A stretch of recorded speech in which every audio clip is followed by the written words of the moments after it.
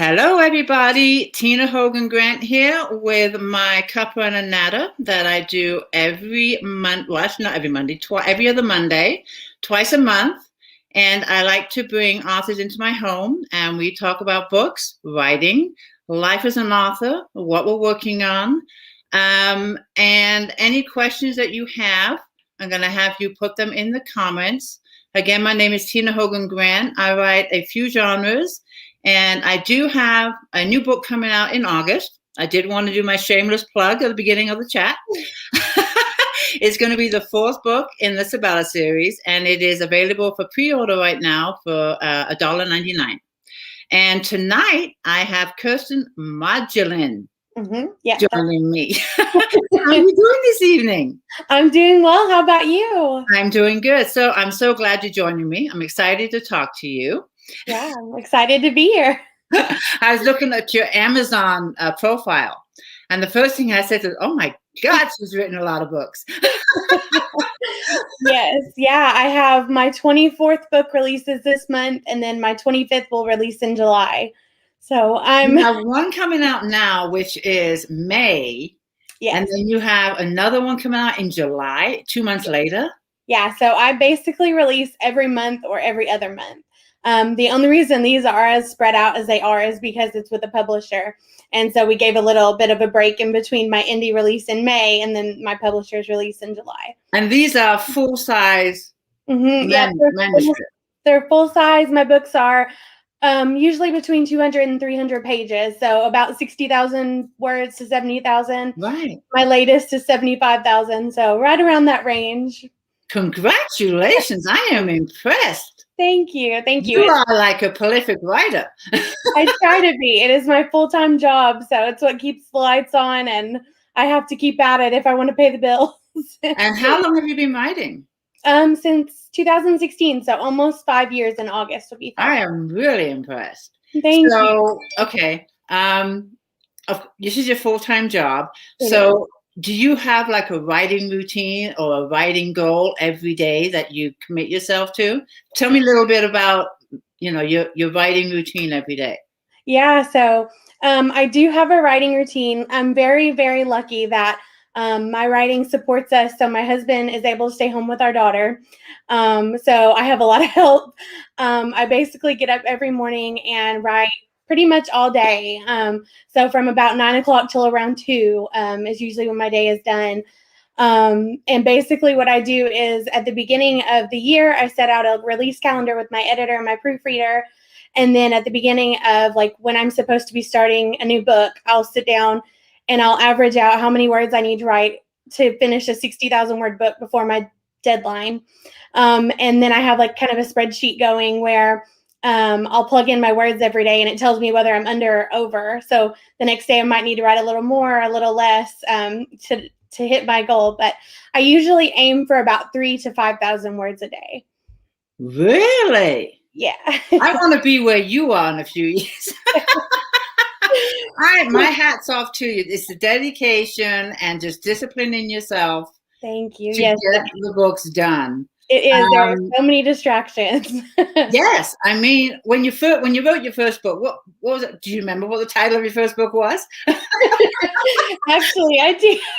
My first book, when it was released first, was called "If It Walks Like a Killer," but it has been retitled to "Becoming Mrs. Abbott."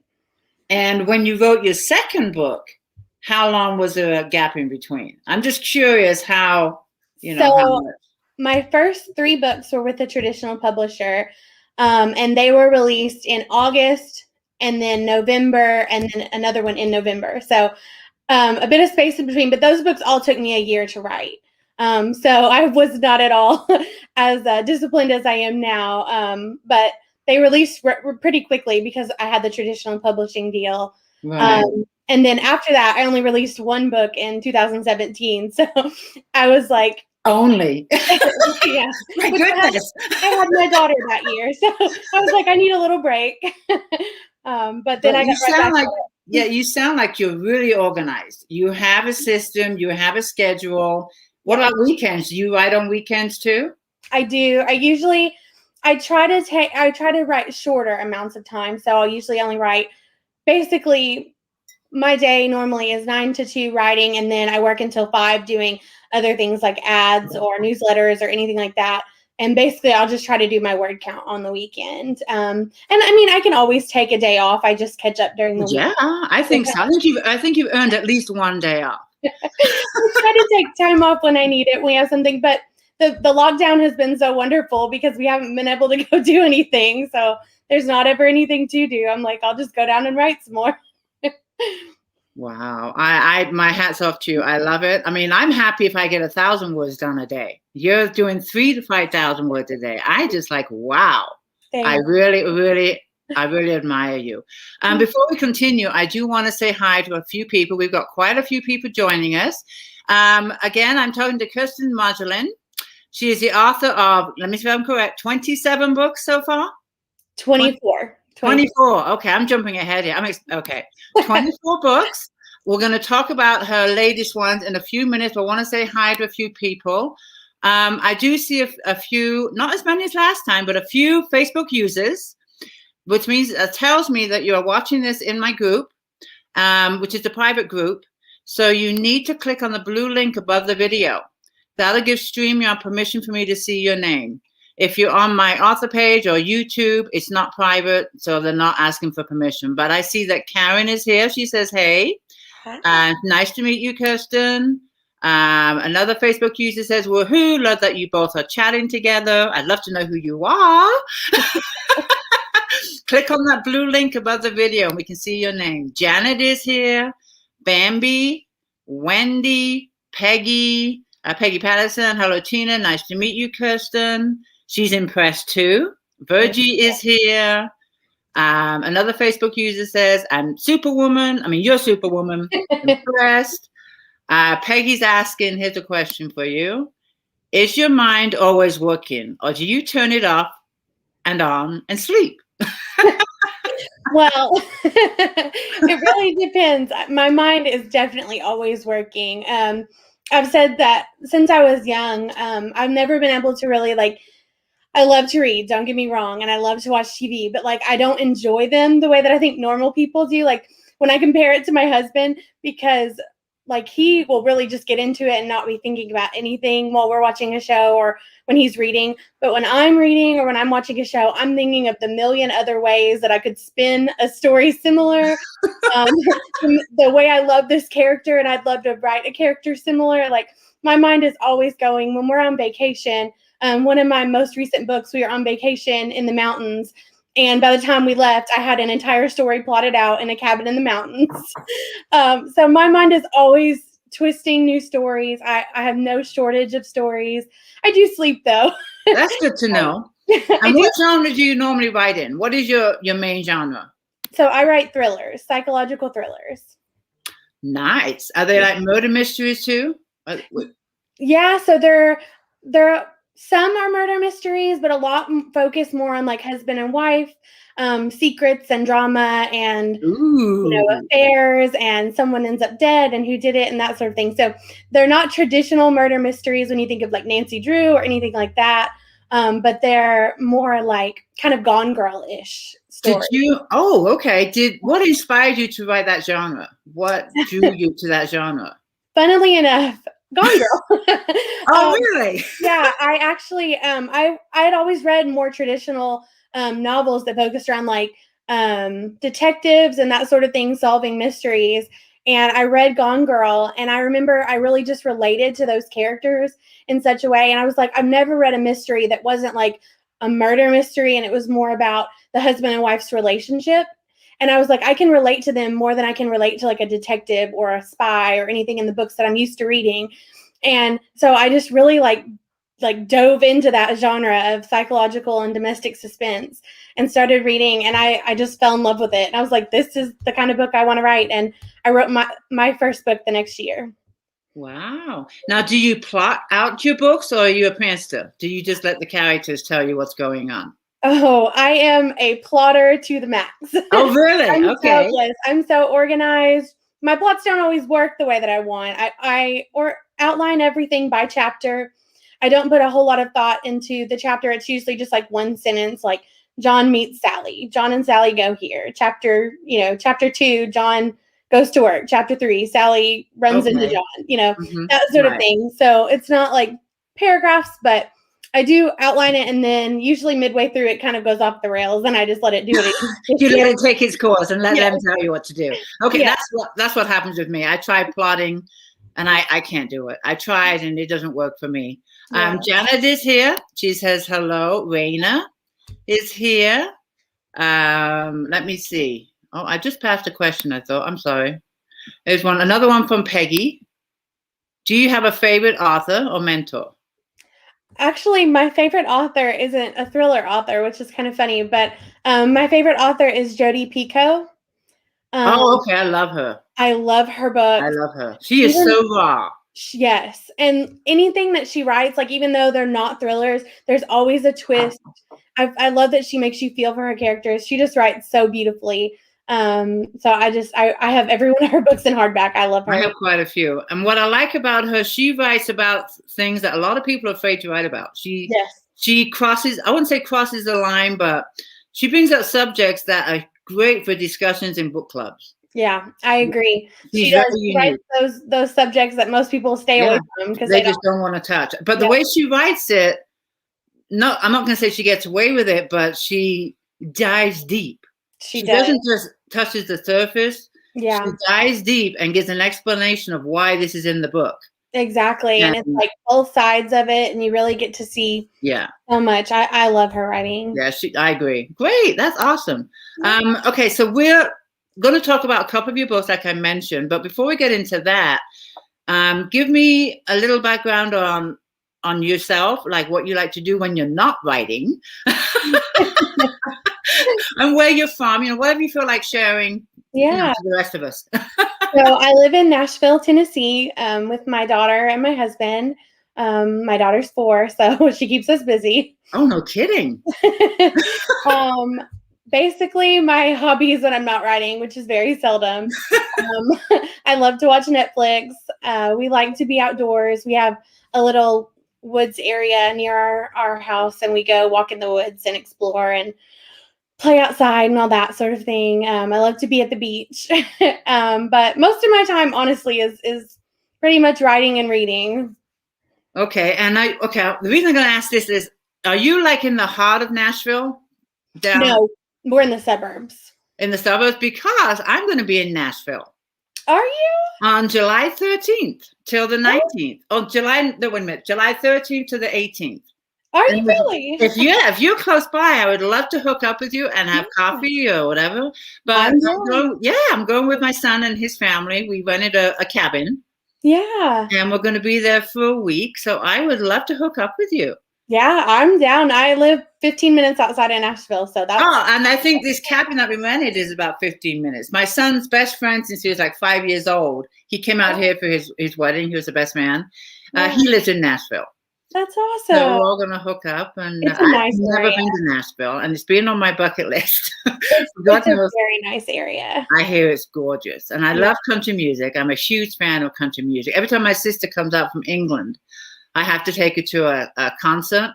Yeah. Like I took her to Chris Young, I took her to Luke Bryan, and I was supposed to take her to Tim McGraw last year, but then COVID came. So she hasn't been here in 2 years. So it's like, oh. But yes, we definitely have to connect before I come out. If you don't mind. I mean, I have to pull you away for at least an hour from writing. No, I'd love it. I'd love it. I've been locked down for a year. I've been done. Oh, then we are going to have lunch. It's on me. We will definitely. Okay, it's a good question from Carly. No, I'm sorry, that's Jennifer. Hey, Jennifer. Hi, Libby. Where was it? This is it right here. Kiersten, what do you most enjoy about writing? I've been writing since I was very young, and my favorite thing about writing is my mind. Like I said, it goes 90 to nothing all the time. I'm always plotting. So when I can actually write, I think that's the only time my mind really shuts off, and I can just focus. And so it's honestly the most peaceful. I have these like construction grade headphones that I put on, and it's just pure silence, and I can just sit and think about my story and nothing else. And that's the only time, and especially like with a toddler, my mind is never, quiet. So that's my only quiet time, and I love it. That's great that your husband is home to take care of her. Yes, it's been really wonderful. He actually got laid off at the start of COVID last March, and it was really scary. And luckily, my career kind of took off last March. So it worked out really well. And we were just like, well, you can stay home right now. I'll keep writing and we'll just see how it goes. And it ended up being a permanent thing. And it's been really wonderful. I just love how you discipline yourself. Thank you.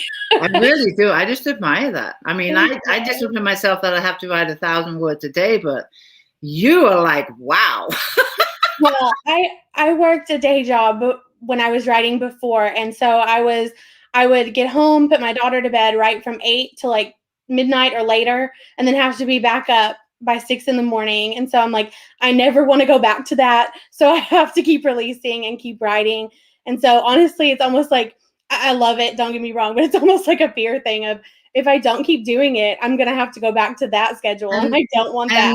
Yeah. And then most of your books through a publisher, or do you do both, like hybrid? Yeah. So all of my books right now are indie. My first 3 were through a publisher, but I've gotten those rights back. So they're under my name, or they're under me as well. My first 2 traditional books with Bookouture, they come out this year, July and November. So those will be my only traditional books. So, now.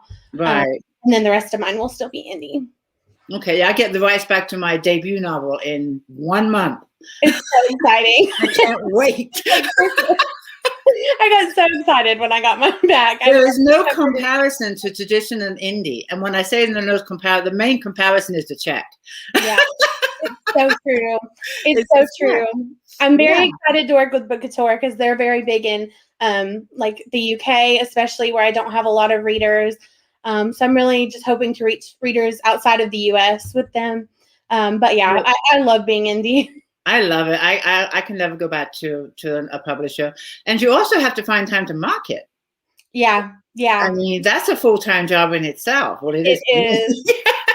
Yeah, it's a full-time job. It's been so much. There's so much that goes into between social media, just like keeping your website up to date, keeping your ads going and up to date. All of it. I do my own formatting and my own covers. So like I'm doing. You do your own formatting? I use Vellum. You don't use. Yeah. I do use Vellum. Yeah. Yeah, Vellum. I use Vellum. I couldn't do it from scratch. There's no way. No way. I couldn't. I always hired someone, and then I eventually broke down and bought it because it pays for itself in the first book that you use. It does. Anytime you need to update, I was having to pay every time I need to update back matter, which is often. If you have like a backlist in the back of your book, and then you add a new book to it every 3 months in your case. Yeah. So it was not working. So I do that. No, that's brilliant. I mean, okay, so let's talk about a couple of your books. I did bring up the arrangement. Yeah. And then what was the other one? Yeah, so my latest 2 are, let's see, the arrangement here. Okay. And then the roommate. So if I can get it there right. It is. The roommate. Now, the roommate is your latest. It is, yes. And then the arrangement. And now all of these books standalone? They are. Do you have any series, or everything is a standalone? I have one series. It's romantic suspense. So I did a series, 4 books that are romantic suspense. I just wanted to kind of try my hand at that. And I did 4 books for that. So that is a series, but everything else is completely standalone. And do you prefer to write standalones? I do. Yeah. I get so excited, especially because I write so much. So like every month is literally a new book for me, and I get to just jump into this whole new world and create it from scratch. And it's so fun. And then you move on to the next world a couple of months later. Yeah, and usually midway through that book, I'm already itching to start the next one. So wow. Okay, so without giving anything away, let's talk about the arrangement first. Okay. Give us a little background on that book and what, if you can, or if you want to, what inspired the book. But don't give anything away. Okay. So the arrangement is a story about an open marriage gone wrong. So basically, it's about Peter and Ainsley. They've been married, they have 3 kids, they've just kind of gotten stale, and they decide that they're going to start seeing other people. They make an arrangement to go out with someone new once a week, and the only rule is that they can't tell each other anything about the date, not who they're with, not what they're doing on the date, not where they're going, nothing. And things take a very dark turn pretty early on when that rule is broken. And yeah, it just goes a little twisted and wild from there. Now, what inspired this story? So this story was inspired. So I read, nope, I can't say that. Okay. It's going to give a spoiler away. I'm used to doing book clubs and being able to talk about it. Okay, yeah, don't give anything away. No, I read a book not very similar, but I read a book that I kind of twisted and changed to my own. But I love stories about husband and wives. I love getting into like the dark recesses of a marriage and all the secrets that you can hide. And I just love the idea of these people that are just like at their breaking point and they want to fix it so bad. And, we've all seen stories or watched movies about open marriages, and it's usually like a comedy, and it goes really funny in the end or whatever. Right. And I just wanted to take that darker and to see it go way different than what we're used to seeing in that storyline.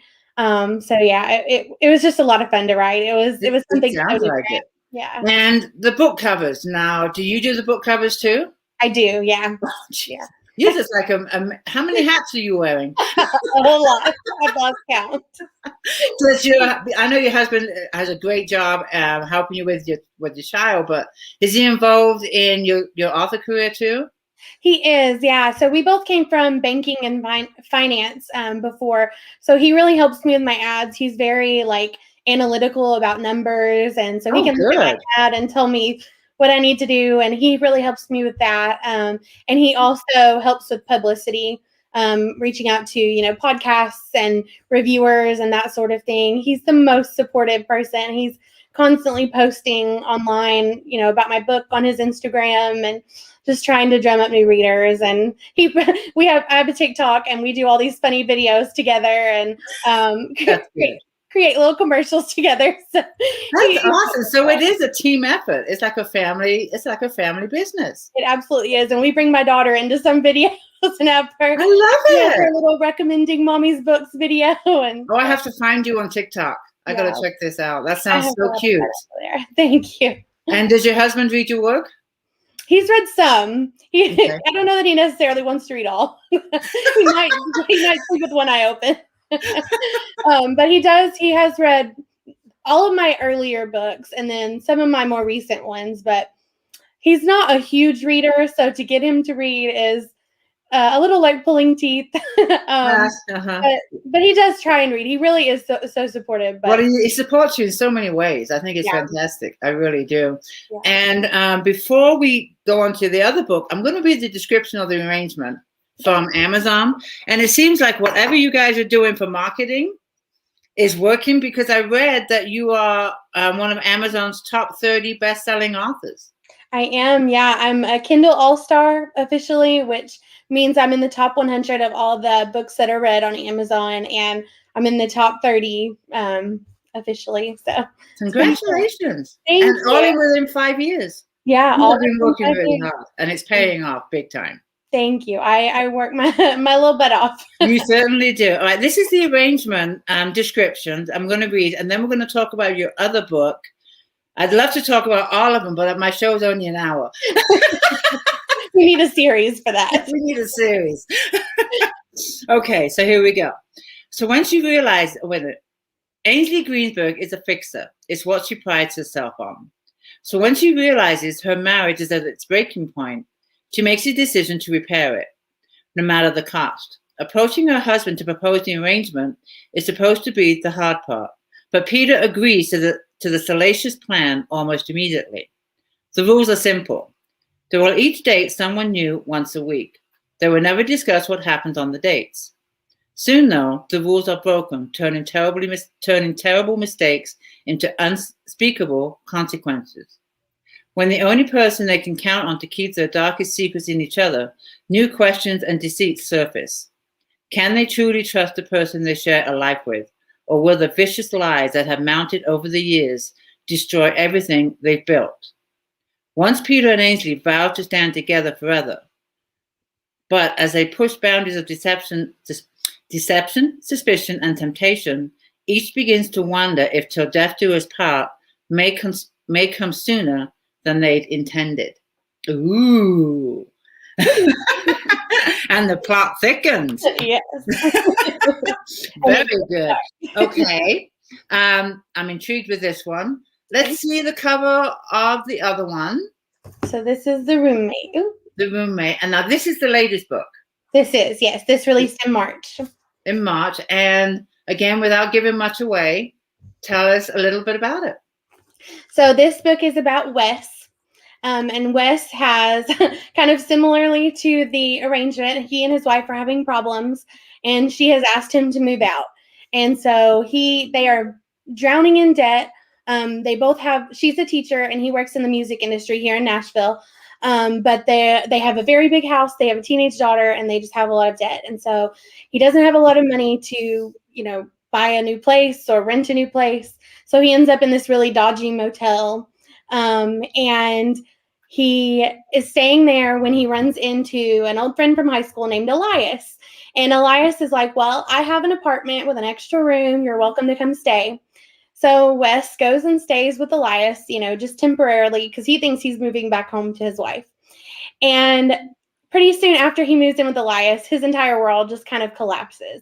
He starts having trouble at work. He starts having trouble with his daughter, with his wife. And he starts to question if Elias is trying to ruin his life or if it's all in his head or if something else is going on. And so it's kind of a play on the whole roommate where you see a lot of like girl roommate stories and like thrillers. This was the male version of that sort of thing. Nice. I like it. Interesting. And that again is a standalone too. It is, yes. And that came out when? That came out March 1st. Okay, now you've written 24 books. Mm-hmm. Do you have one that kind of stands out and is like your little baby or your favorite or just one? I always say the one that I wrote last is my favorite just because I've spent so much time in it. And it's fresh. It's fresh. And I feel like my newest book is my strongest always. But I will say the arrangement has been my most popular. Okay. I have the audiobook is coming out and it's being narrated by George Newbern, who is one of my favorite actors. Wow. I don't know who that is, but he was in Father of the Bride. I remember that movie. Yeah, he was in that. He was in Scandal, Friends. He's been in a lot of shows. He's one of my favorite actors, and we were very lucky to get him to narrate the book. So I'm very excited. And just because of all the success that it's brought me, the arrangement might be my favorite. I can see why. Yeah. Now, are all your books on audio, or is this the first one that's going to be on audio? So I think this is like my 10th book. They're almost half. Almost okay. half, yeah. Have you ever narrated one yourself? No. I heard it's really hard. No, I don't think I could do it. I don't think I can either. Yeah, I think you have to have a lot of patience. Yeah, I would pick my voice apart too. I would be like, we have enough to do. I do not need another thing on my plate. Oh, look what Jennifer wrote here. I want to see a picture of you two together if we meet up. We're definitely going to meet up. I'm 90% sure. It all depends. I'll be there. It all depends on your schedule. I'll be there. But we'll definitely be posting pictures. I think you'll be super excited. Yeah. And Kathy is here. She's from Boston. I want to just put up something. I went to Nashville when I was in the USA. So Facebook user. I wonder where she's from. Let us know where you're from. And if you can click on the blue link above the video, we'll be able to see your name. Hold on a second. Heidi's asking this again. How many books have you written? It's 24. Mm-hmm. What are you currently working on? So right now I'm working on the second book for my publisher, which will release in November. So I'm writing a little out of order. I'm writing the one for November, and then I turn it in on the 17th, and I'll start working on the book that will release in August for myself. So how do you keep track of all this? I'm very organized. I have a calendar right here on my desk. Right. With all my fun dates. And then I have a calendar over there on my wall with all the dates. And then I have a planner here. So I have everything written down. It's also in my phone. I have everything written down. I'm like planned. My days and weeks and months are planned almost to the hour. I could learn a lot from you. I need to teach a class on. I need to quit writing and teach a class on organization. Seriously, you do. I mean, I use spiral notepads. Yeah. I'm one for notes. I can't put it in my computer because I can never find it. Yeah. But then I'll have like 10 different spiral notepads. Each one is for a different thing, like Cuppa A Natter or takeovers or whatever I'm doing. Yeah. But then I have to file through all my notepads to find the one I'm looking for. It's so unorganized. I need to learn from you. Something to discuss at lunch. There you go. There you go. Here's another question for you. Do you use family names in your books? So I did in my first book. Almost my entire family made an appearance. But I quickly run out of families. Yeah, I can see why. 24 books later. So now there was a funny TikTok that I made because my main characters, I keep a list on my phone. Let me see if I Don't ever lose your phone. I keep a list. Let me see if you can see it. I have this list of all these names that I like. Oh, I made a long list of names I like for my for my main characters. But I always joke that when I need a secondary character name, I just look around at all the books I have and pick like a random name. And I'm like, oh, there's Chris. We'll use Chris. That's a good one every time because I'm like, I have too many characters. I can't keep secondary characters. How can you keep track? I don't know. Yeah. The good thing is I write all my books in less than a month. So I don't know how you do it. I don't have to keep track for long. I'm blown away. I think it's brilliant. Thank you. For anyone that wants to get into, wants to be a writer, an author, coming from you, which I think would be fantastic advice, what would you tell them? My best piece of advice for writers is always, always just get the book written. That first book is so hard. Every author will tell you, if we were allowed to sit and just pick apart our books, I think every author could tell you 30 things that they would go back and change about every single book we have out. I agree. 24 books out. I could do that with all 24. I think that the most important thing is that you just get that first book written because once you have it written, you can go back and edit it and to your heart's content. But until you get it written, you can sit there and you'll pick apart that first chapter over and over and over. I know I did it. I know other authors do it. So I think the most important thing is to write it like no one will ever see it. Just get it done and then go back and get it, as just get that rough palette done. Exactly. Get the words onto the paper. Great advice. Great advice. Do you find the more you're writing, your writing has to be so much better that your editing must be just a breeze? Yeah, I have to say it's like a muscle. The more you use it, the better you get. I feel like every book that I write, I'm like, oh, I like that. That was really good. Like I feel a lot better about. I'll write a sentence or something like, I've never used that. I like that. Everything. I think that you just get so much stronger each new book. That's why I say my new books are always my favorite because like if someone's like, I'm going to start from the beginning, I'm like, please don't start from a new one. Decide you like me, then go back to my old ones. I like that. They're always stronger. I feel like, sports, anything you do, the more you do it, the better that you get. Right. So yeah, I think that it's so important to just keep doing it. And I have the best editing team. I have an editor that gets it for 2 rounds and then a proofreader that gets it for a round. And I also have a team of betas that go through my books. So I'm surrounded by amazing people that make me even better. Yeah, it sounds like you are just on a roll. You are doing great. Let me see who else is here. Tanya Rainey is here. Peggy Patterson, another question from Peggy. She has all kinds of questions for you tonight. What makes a book a great seller? I don't understand how you both write. I'd love to write a book, but I feel I won't measure up. I'm going to let you answer that one because this is a fear that many people have that struggle and would have a story to tell, but they lack in confidence in themselves. So what advice would you give to Peggy? So my advice, as far as what makes a great seller, I think you have to have a good hook. Your book, you have to have the elevator pitch. If someone asks you what's your book about, which you're going to get asked a million times, you need to have 1 or 2 sentences that you can really sum it up. With the arrangement, I say an open marriage gone wrong.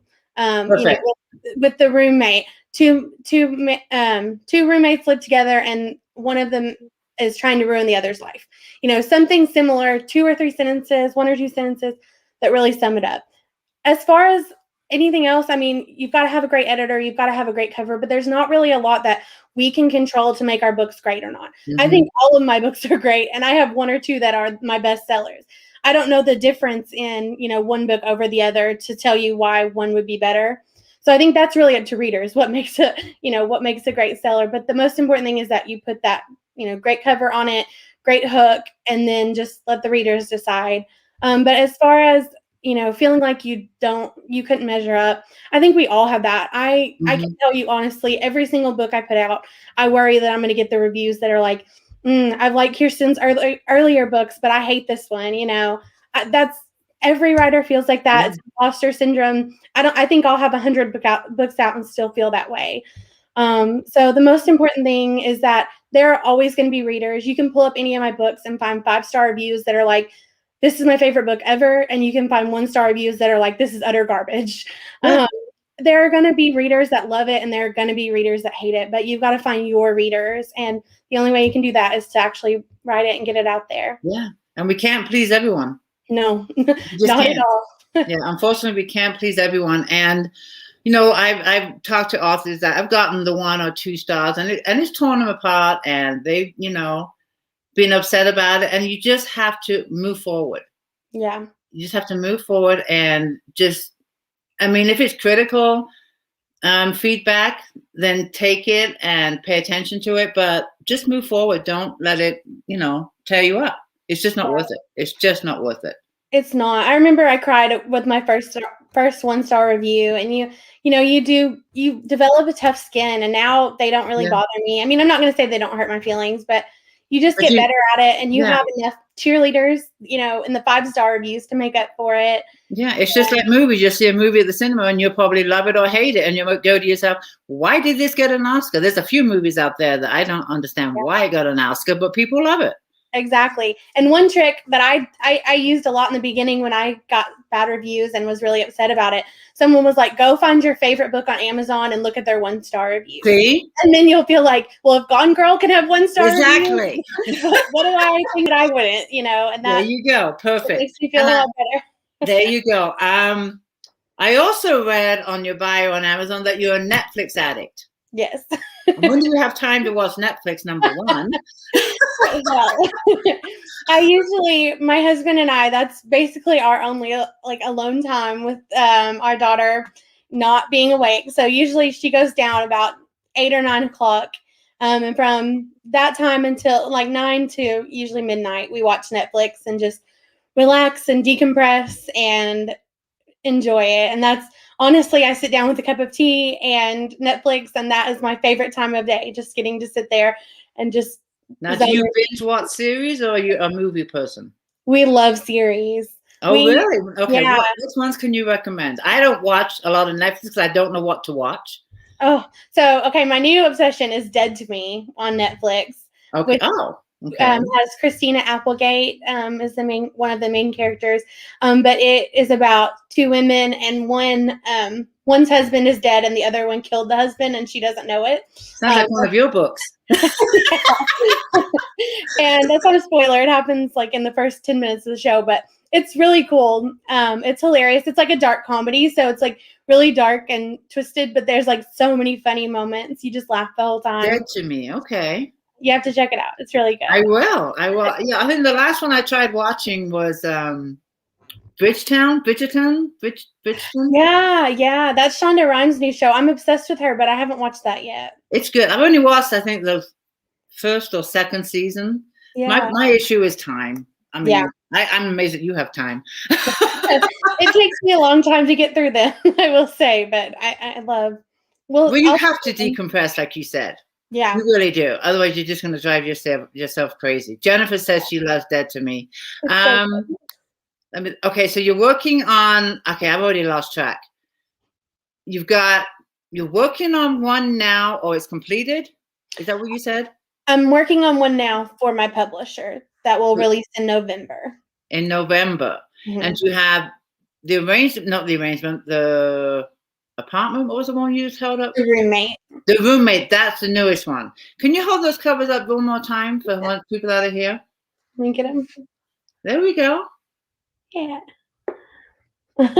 Very cool. Yeah. Heidi here has a question for you. When did you start writing? Oh, so I've been writing literally since I was like probably old enough to hold a pencil. I wrote my first novel in 4th grade. Wow. Brought it to school and passed it around to my friends. And by the time I got in high school, I was writing a book a year, and I would bring it to school on like printer paper, like 200 pages of printer paper. And I would make a list of everybody in my grade that wanted to read it. And they would pass the 200, page stack of printer paper around. Like one person would read it, and then I'd mark them off the list and tell them who to give it to next. So I was literally writing and publishing in high school, but just not anything to make money yet. But was there someone in your family that inspired you to write? No. My family are not even readers. I always loved reading. My grandmother is a reader, and we would read. I would go stay with her at the summertime, and she would like give me all of her like old Harlequin romance books, and I would just read it. I mean, not when I was in 4th grade, obviously, right. But I mean, she was always giving me books to read, and I loved it. I loved I had a cousin who read also, and we'd bond over the books that we loved, and there was just something so special about it. And so I always said, I'm going to be a writer. And my mom was like, you need a backup plan. And I was like, I don't need a backup plan. I'm going to be a writer. Why do parents not like it when their kids say, I want to be a writer? I don't know. I know, right? My mom was like, we lived in a tiny town in Kentucky, and we knew no one really leaves that town. Everyone stays, close. We had no connections in the publishing world, knew nothing about it. And my mom was like, just be realistic, don't have high hopes, because it just might not happen. That's such a tough career. That's what I hear a lot. My parents they thought I was crazy. And like you said, get a backup plan, have something to fall back on, because you're never going to make it. And it's like, yeah, where's the encouragement here? I mean, my parents never said you're never going to make it, but they were like, you need a backup plan. It's going to be really hard. And I did need a backup plan. Like I said, I started in banking.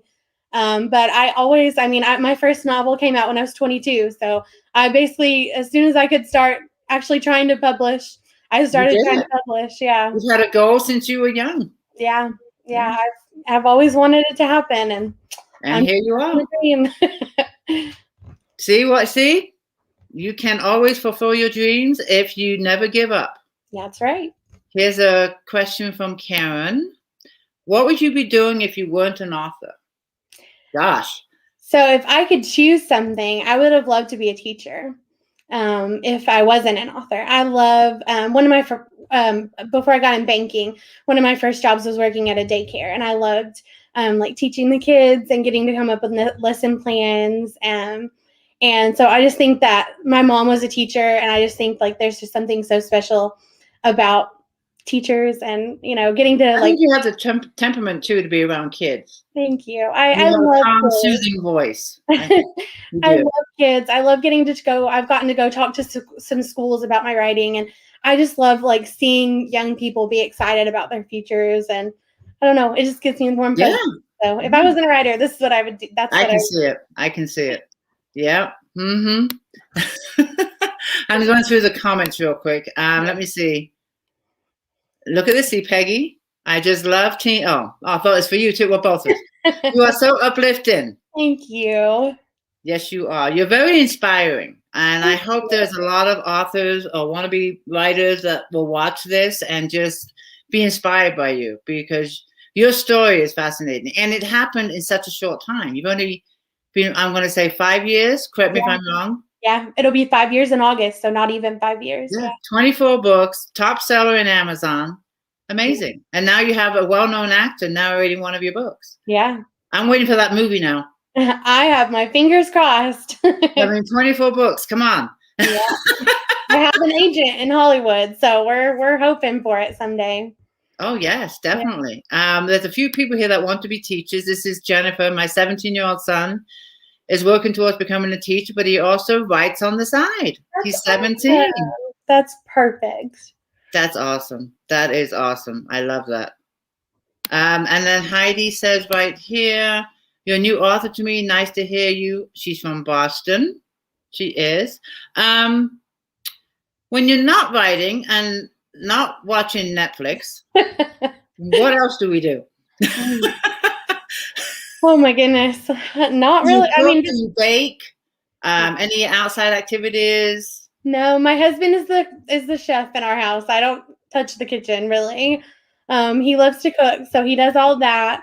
I'm very artsy. Like I love to read. I like to paint. I like to color. Like my daughter and I sit down and color a Oh, lot. that's fun. Yeah, so That's we fun. do that. And like I said, we go outside and we walk in our woods a lot. And we have 2 Boston Terriers, so we play with them and take them Those are cool. outside. And Those are cool dogs. yeah, they're fun. They really are. Hold on. I want to see who else is here. Let's see. Hold on. I'm sorry. Yeah. I saw that one. What's this? Evelyn, you hear the same thing when you say, I want to be a singer. That's true. True. Yeah. Actors, writers, and singers. Anything, I guess, in the entertainment industry. Yeah. It's true. I think anything that's not a 9 to 5. I feel like any freelance people. Or a regular paycheck. Yeah. Yeah. You know? Yeah, definitely. What are your goals for the rest of the year? So I have, let's see. 5 more books? I have one. Well, including this one that we're releasing in May, I have 1, 2, 3, 4, 5, 6 more books to release this year. This year? This year. We're already into May. Yeah, so one is the May release, and then one is the one that's in July, and then I'll have August, September, November, and December. So 6 more books.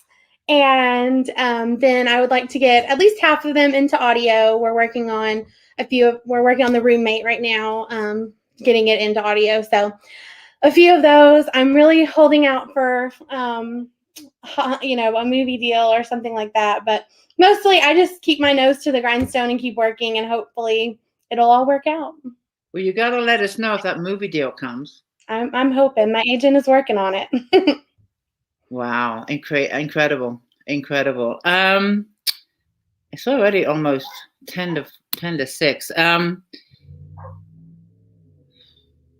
Let me think. I was going to ask you, what is the favorite thing that you like about being an author? And then what is the least favorite thing you like being about an author? Okay, so my least favorite thing, I can give you that because it's easy. Okay. Is marketing. Not that I mind. I like I love being on TikTok. I love being on social media. I hate the feeling like I'm buy my book. I'm not like a sales person. I don't like that. That's why TikTok works for me because I can just have fun with it. Right. I really struggle with posts constantly about buying my book, but as indie authors, we don't have a choice. That, I said, this is what pays my bills, so I have to keep, even though my posts aren't buy my book, I have to keep posting about my books. Yeah, to reach people. But that is definitely my least favorite part. My favorite part, aside from the actual writing and just getting to really decompress there, is being able to connect to people all over the world who have read my books. I mean, like I said, when I was a little kid, this was all I dreamed of, and right. I just wanted it so badly. So now getting to talk to people or meet with book clubs and hear that they read my book and loved it, it's literally so surreal. 5 years in, I'm still pinching myself that it's and it makes all the hard work is paying off. Yeah. You said that last year is when it finally started to peak, not peak, but take off. Yeah, at the beginning of the pandemic, and before that, we were barely making it. I still worked a day job, for quite a while I was writing. And then I went down to part-time when my daughter was born. And I mean, we were barely making ends meet. And then my career really, when the pandemic happened, and I think everyone was home reading. Right. And was there a certain book that just kind of took you? So last year I released a book every month, except for 2 months. But my book in February and March, which were I Said Yes. These 2. The Mother-in-Law. I love your covers. Thank you. And I Said Yes. Those were kind of what blew up for me. Those did really well. And then from there, all of my releases have done relatively well, way better than they used to. Let So me see the covers one more time. yeah. We have a little bit of time if you want to tell us a little bit about each of those too. So this one is about Lauren and Jack, and they are newlyweds. And on their wedding night, so they've kind of had like a rush relationship. They just met. Lauren is a single mom, and she's never met her in-laws because they live across the country. And on their wedding night, her father-in-law dies, and so Jack, her new husband, has to go stay with his mom to like help her deal with the funeral and everything. And then shortly after, he like Lauren invites the mother-in-law to come live with them because he's been there for like weeks and this is her new husband and she wants to see him. And the mother-in-law is a little intense and doesn't like Lauren. And she quickly kind of turns Lauren's world upside down. And Lauren struggles to deal with it, with this new marriage and like trying to balance, upsetting her new husband with like trying to protect her daughter and take care of her life. Wow. It's really cool. It sounds really good. Thank you. And then this one is I Said Yes. Okay. And it is about Mark and Hannah. And they are also newlyweds. And they, the book starts with a murder. Someone is dead, but you don't know who. And you go back to the beginning of their relationship and follow it until the night of the murder. And you find out what happened and who died. So it's kind of like Big Little Lies a little, like you start at the beginning where something's happened and then you trail back to how it happened. Most of your books are they like an age group that you specialize in? Not specialize, but write about? Like a few of these are like married couples. Yeah. What is the age groups? So a lot of mine are like late 20s to mid 30s. I have some late 30s to mid 40s also. And then the youngest that I've written about is like the early 20s. Actually, I have one book that's a YA that the girl is 16. So actually, I guess 16. Is there any like steam? Is there any what? Steamy parts? Yeah. So over 18? Yeah. Would you say on all of them pretty much? Except the YA, yeah. Yeah. Some of them are more like closed door. So some of them would be okay, but most of them, especially they all have language, and then they typically have at least one steamy scene. Well, you got to have at least one. Exactly. That's what I like to think. You gotta have at least one. I can't believe our hour is almost up. I'm having so much fun talking to you. Yeah. I like what Jennifer says. She says, I want to read them all. Which of your books do you want to see made into a movie the most? The Arrangement. That's the one that one sounds really good. I mean, I'm sure that one is really good, but I would love for any of them to be, but that is the one that we're actively working toward, that my agent feels has the most potential for film. So that's the one we have all the fingers crossed for. Crossing my fingers too for you. I hope that happens for you. That'll be fantastic. But we are coming up to the top of the hour. But you are doing a giveaway. Yes. And I'm going to hand it back over to you. You can tell me what the giveaway is. Okay. And then I can either pick the winner for you, or you can pick it sometime tonight or tomorrow morning. We can discuss that after the live. So it's all yours, my dear, about the giveaway. All right. So I will do a signed paperback of The Arrangement. Ooh. So you guys nice.